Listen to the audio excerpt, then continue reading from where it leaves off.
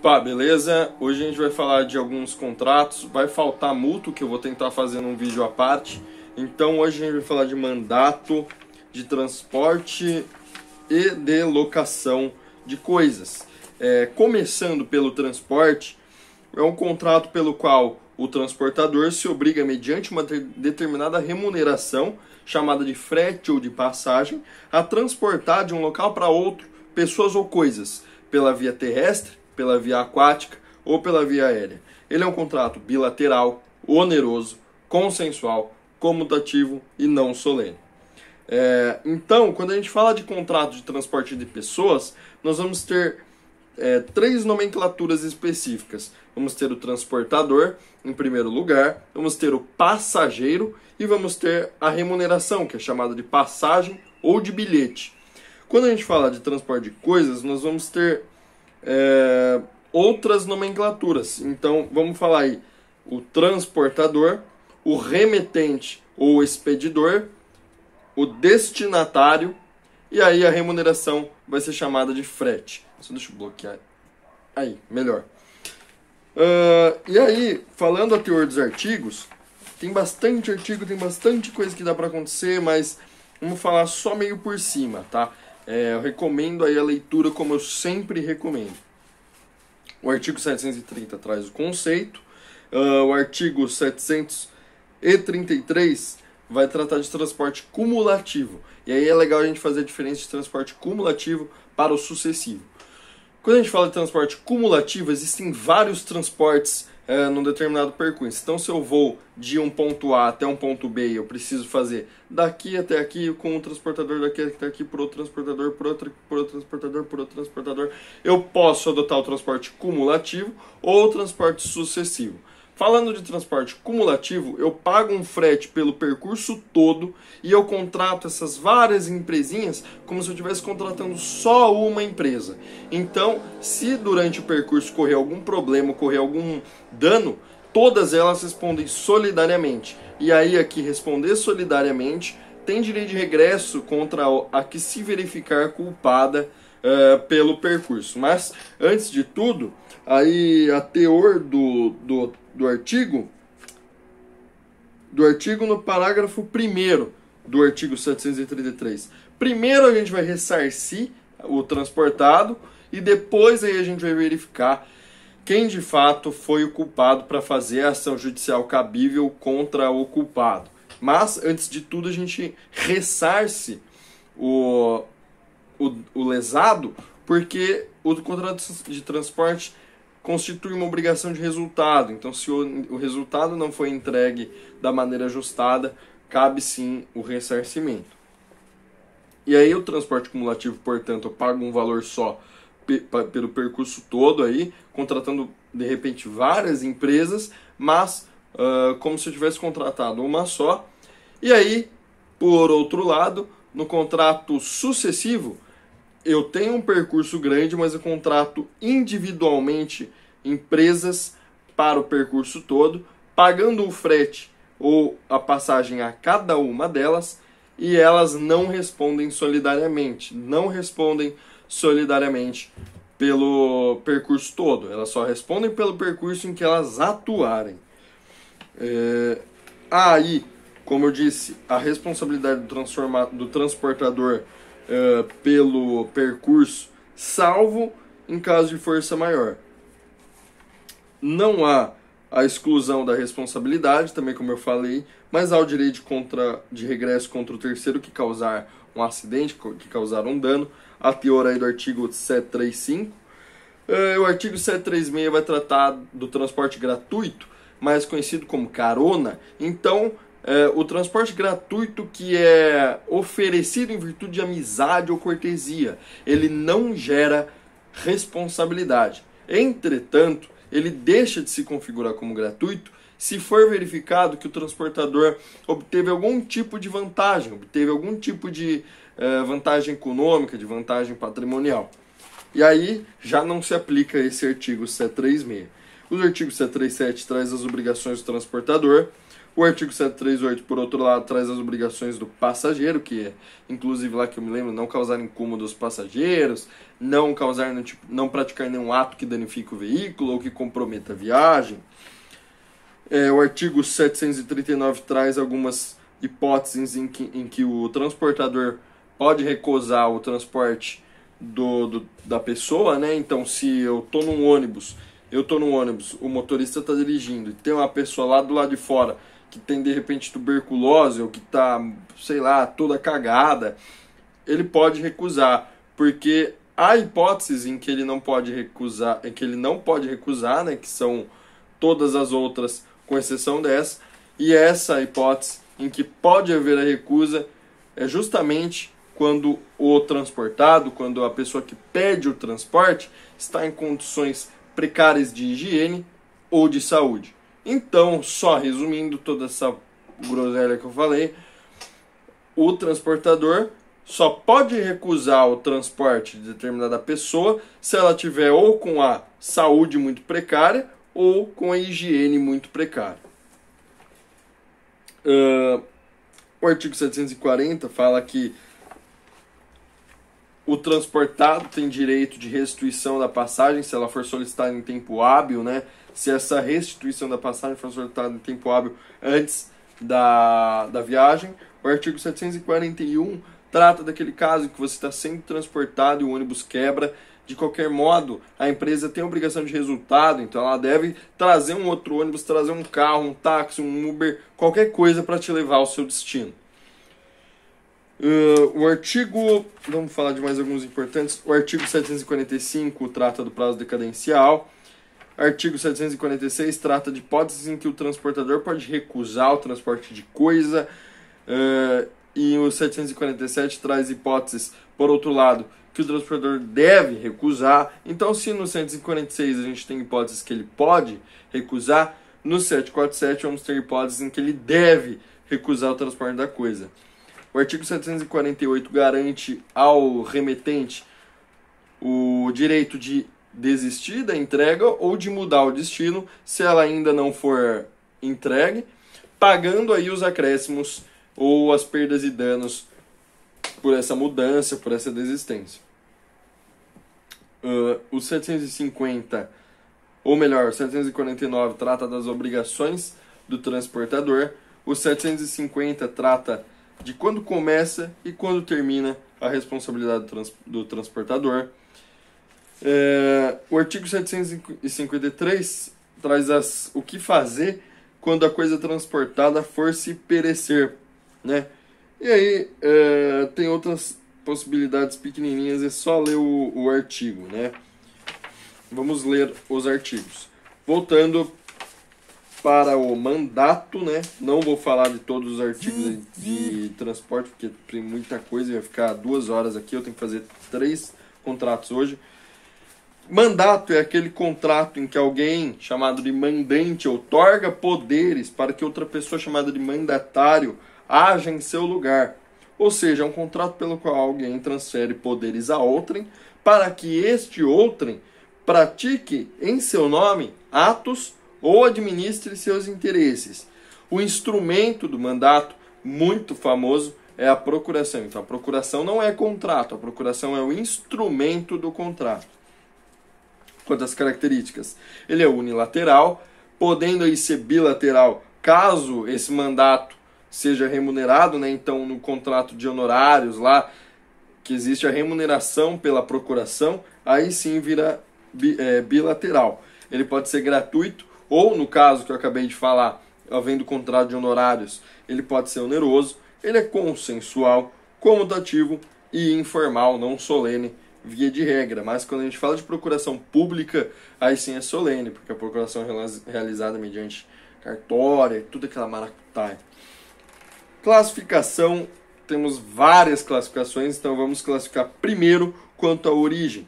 A origem ela pode ser legal, então por determinação legal, na forma da lei, o mandante responde pelo contrato e o mandatário responde pelas perdas e danos. É muito legal a gente diferenciar isso, porque sempre paira uma dúvida. Então aí, nesse caso, quando a gente está falando de contrato de mandato por origem legal, o mandante vai responder somente pelos atos praticados e o mandatário vai responder pelas perdas e danos, não havendo direito de ação de regresso. Então, se o mandatário praticou algum ato ruim, ele vai responder sozinho pelas perdas e danos e o mandante vai responder sozinho pelo contrato, pelo que aconteceu, pelo que o mandatário fez. Não há direito de ação de regresso do mandante contra o mandatário, porque o mandatário está respondendo sozinho pelas perdas e danos. Entretanto, quando a gente fala de origem convencional, ou seja, aquela procuração acertada entre as partes, o mandante ele responde, sim, pelos atos praticados pelo mandatário e responde ainda pelas perdas e danos. Mas aí, como ele responde pelos atos praticados pelo mandatário e pelas perdas e danos, ele tem direito de regresso contra o mandatário. E ainda a origem pode ser judicial, como por exemplo quando o juiz nomeia o inventariante. A classificação pode ser ainda quanto às relações entre mandatário e mandante, ou seja, quando a gente tem uma relação em que o mandante remunera o mandatário, a gente está falando de onerosidade. E quando a gente fala de relação em que o mandante não deve contraprestação ao mandatário, temos o contrato aí gratuito. Classificação, portanto, e por último, quanto à pessoa do mandatário. Não, por último, caramba, tem um monte. Mas classificação quanto à pessoa do mandatário. Ela pode ser singular e simples, quando nós temos só um procurador e só ele pratica os atos. Mas quando a gente tem uma procuração aí com vários mandatários, ela é plural, né? Mas a atuação ela pode ser conjunta, ou seja, atuam conjuntivamente. Por exemplo, advogados que assinam a mesma petição. Ela pode ser uma atuação plural solidária, ou seja, um deles pode agir em nome de todos. A atuação ela pode ser fracionária, em que para cada procurador existe uma atividade específica a ser praticada. E ela pode ser sucessiva, ou seja, um procurador pratica um ato, aí quando termina esse ato, outro procurador pratica o ato, quando termina esse ato, outro procurador pratica outro ato, e aí sucessivamente. Parece que eu cheirei pó hoje, né? Classificação quanto ao modo de manifestação, pode ser expresso, né? Ele assina a procuração, ele fala que ele quer, ele fala que ele consente, ou tácita, então eu vou lá, pratico um determinado ato no lugar do meu pai. Ele fica quieto, vou lá, pratico outro, vou lá, pratico outro, vou lá, pratico outro. E ele vai consentindo. Beleza, temos aí uma manifestação tácita de aceitação. Então, consentir que o mandatário pratique atos compatíveis com o mandato. Aí se configura a forma tácita de aceitação. Quanto à forma de celebração, ele pode ser um contrato verbal ou escrito. E quanto aos poderes conferidos, ele pode ser geral ou especial. A gente tem nos poderes especiais os poderes et extra da procuração, ou ainda uma procuração, por exemplo, para casar, é um poder especial. E aí, fechando o mandato, vamos falar de locação. Locação é bem grande, né? Mas, vamos lá. Conceito de locação. É um contrato em que uma pessoa, chamada de locador, se obriga a conceder a uma outra pessoa chamada de locatário uso e gozo de uma coisa não fungível temporariamente mediante uma remuneração chamada de aluguel. A diferença da locação para o comodato está na ausência dessa contraprestação. Então no comodato nós não temos que pagar aluguel. Aqui a gente tem. E esse aluguel que nós pagamos na locação é um bem acessório. Dentro dos bens acessórios, ela é um fruto periódico e renovável. Quanto às características, ela é bilateral, existe uma obrigação recíproca, o locatário tem o dever de pagar o aluguel, de conservar o bem e de devolver quando for devido. E o locador, por sua vez, tem os deveres de dar a quitação, fazer a benfeitoria necessária e respeitar a intimidade do locatário. Zolus. Ele é um contrato oneroso porque as duas partes têm obrigação, têm vantagem econômica e sacrifício patrimonial, né? Há reciprocidade. É um contrato consensual. é comutativo e, via de regra, não solene, né? Não há que se falar aí num contrato solene de locação. Vamos analisar as obrigações, né, como eu já falei, e aí temos as espécies de contrato de locação. Que eu vou me lembrar de cabeça, temos o residencial, temos o de temporada, temos contrato de locação de prédio urbano, de prédio rural e temos aí outros mais raros, como de serviços, locação de serviço, locação de trabalho, locação de empreitada, locação de prestação de serviço, mas tudo isso virou instituto à parte. Então, por exemplo, locação de empreitada, locação de serviços de empreitada, não tem mais. Ele virou só um instituto para o contrato de empreitada. E falando aí de fiança, é muito importante falar junto com o de locação. É o contrato pelo qual uma pessoa garante satisfazer ao credor uma obrigação assumida pelo devedor caso este não a cumpra. Então, é o contrato pelo qual o fiador garante a prestação, garante a execução da obrigação ao credor do afiançado.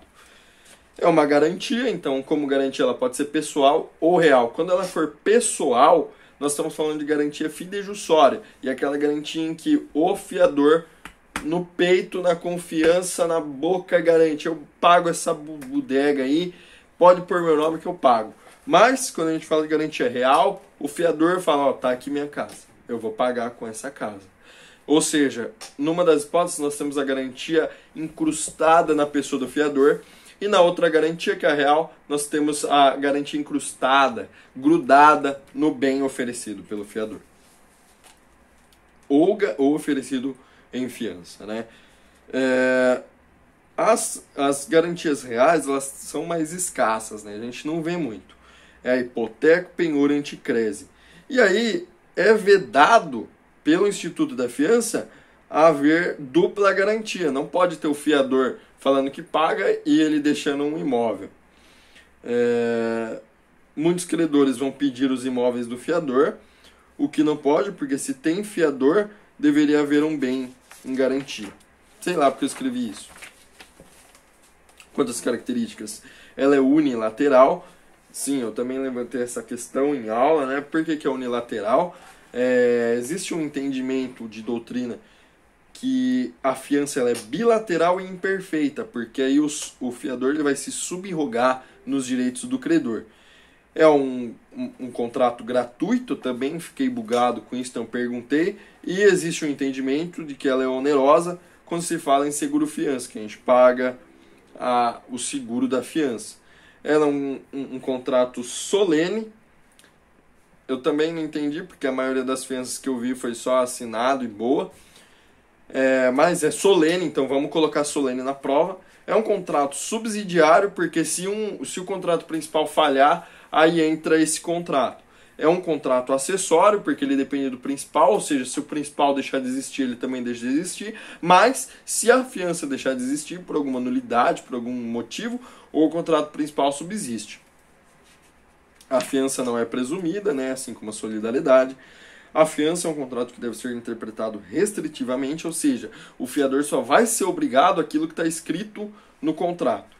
Ele é um contrato comutativo, via de regra, ou seja, temos certeza de que haverá a garantia, mas eu também fiquei questionando, né? E ele pode ser aleatório por gerar incerteza quanto aos efeitos, porque a gente não sabe se de fato a fiança vai ser necessária. Temos espécies: convencional, via contrato, legal, que é a hipótese aí do calção, e judicial, quando o juiz manda alguém ser fiador de alguém. Temos 3 benefícios do fiador, ou seja, 3 direitos que ele tem durante o exercício aí do contrato. O primeiro deles é o benefício de ordem. O benefício de ordem é o direito que o fiador tem de exigir que os bens do devedor sejam executados primeiro, antes dos do fiador, para o pagamento da dívida. Então, você vai penhorar minha casa e eu sou fiador? Não, eu falo benefício de ordem. Penhora primeiro a do devedor, beleza? Benefício de execução é aquele benefício, aquele direito que o fiador tem de tomar as medidas cabíveis no caso de insatisfação da dívida ao credor e o credor não tomou essas medidas ainda. E por último, o benefício de divisão, finalmente, é aquele direito em que o fiador tem de pagar somente a sua parte se tiver, sei lá, vários fiadores, 100 fiadores. Se tiver 100 fiadores, ele vai pagar somente 1% do valor executado. Então ele invoca esse benefício de divisão para que a execução seja dividida entre os fiadores. Tá? Então aí terminamos mais 3 contratos, ainda falta mútuo e eu vou fazer um vídeo de mútuo, não sei se eu faço hoje ou amanhã, mas vou tentar fazer o vídeo de mútuo para fechar toda a parte de direito contratual com os contratos mais importantes, tá? Eu espero que tenha ajudado.